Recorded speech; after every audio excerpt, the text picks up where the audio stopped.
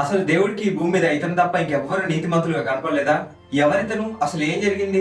అయితే ఇలాంటి మరికొన్ని స్టోరీస్ మీకు కావాలంటే నా ఛానల్ ని సబ్స్క్రైబ్ చేసుకోండి. అలాగే మీ ఫ్రెండ్స్ తో, ఫ్యామిలీ మెంబర్స్ తో, మీ చర్చ్ మెంబర్స్ తో ఈ వీడియోస్ అన్నిటి కూడా షేర్ చేసుకోండి. ఇప్పుడు స్టోరీలోకి వెళ్ళిపోయినట్లయితే, ఒకానొక సమయంలో ఈ భూమి అంతా కూడా పాపంతో నిండిపోయి మనుషులందరూ కూడా పాపం చేస్తూ దేవుని తెలుసుకోకుండా వ్యతిరేకంగా జీవిస్తున్నారు. ఆ సమయంలో దేవుడు ఈ భూమి అంతటి కూడా నాశనం చేద్దాం అనుకున్నారు. భూమి మీద ఉన్న వాటన్నిటి కూడా నాశనం చేద్దాం అనుకున్నారు. అయితే ఈ భూమి మీద దేవుడికి నీతిమంతుడైన నోవహు ఒకడు కనిపించాడు. అతన్ని బట్టి దేవుడు ఈ భూమి అంతటిని కూడా, ఈ భూమి మీద ఉన్న వారందరినీ కూడా రక్షిద్దామని ఒక ప్రణాళిక కలిగి ఉన్నారు. ఆ సమయంలో దేవుడు నోవహుతో మాట్లాడి, నువ్వు ఒక ఓడని కట్టి ఆ ఓడలోకి నువ్వు నీ కుటుంబం వెళ్ళి జంతువుల్ని, పక్షుల్ని రెండేసి జంటలుగా ఓడలోకి తీసుకుని వెళ్ళమని చెప్పేసి చెప్పారు. అంత మాత్రమే కాదు, ఈ ఓడ కట్టే సమయం అంతట్లో కూడా నోవహు సువార్తను ప్రకటిస్తూనే ఉన్నాడు. త్వరలో వర్షము, ప్రళయం రాబోతా ఉన్నది. అందుకే ఈ ఓడ దేవుడు నన్ను నిర్మించమన్నాడు. కాబట్టి మీరందరూ కూడా ఎవరైతే ఈ ఓడలోకి వస్తారో వాళ్ళందరూ రక్షించబడతారని చెప్పినప్పుడు ఎవరు కూడా నమ్మరు, ఎవరు విశ్వాసం ఉంచరు. అయితే నోవహు 120 సంవత్సరాలు కూడా ఆ ఓడని కడుతూ సువార్తను ప్రకటిస్తూ వచ్చాడు. ఈ 120 సంవత్సరాలు కూడా ఏ ఒక్కరు కూడా అతన్ని చూసి తిరగలేదు. ఎందుకంటే భూమి మీద అప్పటి వరకు వర్షం పడలేదు. భూమి మీద అప్పటి వరకు కూడా ఎలాంటి ప్రళయం అనేది కూడా రాలేదు. ఎవరు కూడా నోవహు మాటని నమ్మరు.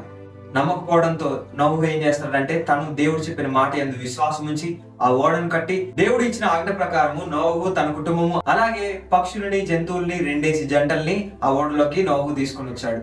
ఆ తర్వాత ఏం జరుగుతుందంటే, నోవహు ఆ పెద్ద ఓడను కట్టిన తర్వాత ఆ పెద్ద ఓడకి ఒక పెద్ద గుమ్మం అనేది ఉంటది. అది మనుషులు మూయలేనంత పెద్దగా ఉంటది. అయితే ఆ గుమ్మాన్ని దేవదూత వచ్చి మూసివేస్తారు. మూసివేసిన తర్వాత ఎవ్వరికి కూడా అందులోకి రావడానికి ఇంకా అవకాశం లేదు. నోవహు, తన కుటుంబం, ఈ జంతువులందరూ కూడా అందులో ఉంటారు కాబట్టి వారికి ఎలాంటి ఇబ్బంది లేదు. వారితో పాటే వారికి సరిపోయే ఆహారాన్ని కూడా ముందుగానే దేవుడు తీసుకెళ్ళమని చెప్పినప్పుడు అన్ని కూడా నోవహు ముందుగానే దేవుడు చెప్పిన రీతిగా చేస్తాడు. ఆ తర్వాత మెల్లగా వర్షం కురవడం ప్రారంభమైంది. ఆ తర్వాత భూమిలోంచి కూడా అగాధ జలములు కింద నుంచి పైకి రావడం ప్రారంభమయ్యాయి.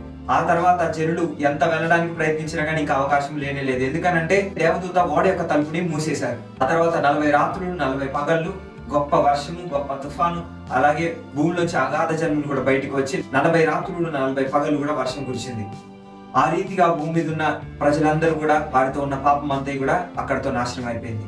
ఇక్కడ నోవహు ఒకడు నీతిమంతుడిగా కనిపించున్నాడు కాబట్టి దేవుడు నోవహుతో మాట్లాడి ఆ కార్యాన్ని జరిగించున్నాడు. మనం కూడా నీతిమంతులుగా ఉన్నట్లయితే, దేవుడు చెప్పిన మాటలు పాటించినట్లయితే, దేవుడు కష్టతరమైన విషయాలు చెప్పినా కానీ వాటిని ఇష్టంగా పాటించినట్లయితే, దేవుడు కూడా నోవహుని కాపాడే రీతిగా మనల్ని కూడా కాపాడతారు. ఈ వీడియో మీకు నచ్చినట్లయితే నా ఛానల్ ని సబ్స్క్రైబ్ చేసుకోండి. మీ ఫ్రెండ్స్ తో, మీ ఫ్యామిలీ మెంబర్స్ తో, మీ చర్చ్ మెంబర్స్ తో షేర్ చేసుకోండి.